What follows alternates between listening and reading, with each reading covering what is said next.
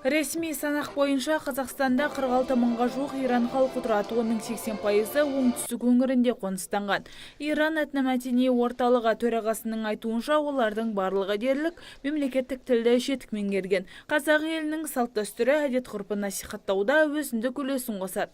Сондықтан болса керек, еліміз бойынша Иран этномәдени орталығы күнгейде ғана ашылған. Ол өз жұмысын 1997 жылы бастаған. Қазіргі таңда Иран халқының салт-санасын жоғалтпай насихаттайды. Оңтүстікте ирандықтар көп тұрады. Менің ойымша, жергілікті тұрғындар да Иран халқының өнеріне қызығушылық танытады. Бұл тұрғыда мен күнгейліктерге арнап қызықты кітаптар әкеліп кітапханаға бермекпін. Көп ұлтты халқы бар өңірде әрбір этномәдени орталық Шымкентте апталығын өткізеді. Енді Иран халқы да күнгейліктерді әдебиеті мәдениетімен таныстырды.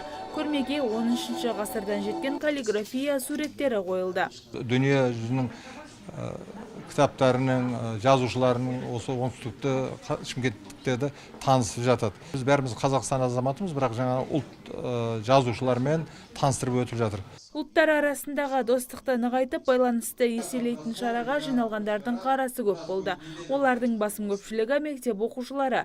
Жаңашылдыққа жаны құмар жандар Иран елінің ақын жазушыларының еңбектерімен танысып, дүниетанымын кеңейтті. Омар Хайям. Маған Омар Хайямның туындылары қатты ұнайды. Қолым қалт еткенде аудармаларын оқимын. Себебі оның әр туындысы өмірден алынғандай. Барлығы қазіргі тіршілікті баяндайды. Бұл шарадан бұрын соңды көрмеген оқулықтарға қол жеткізді.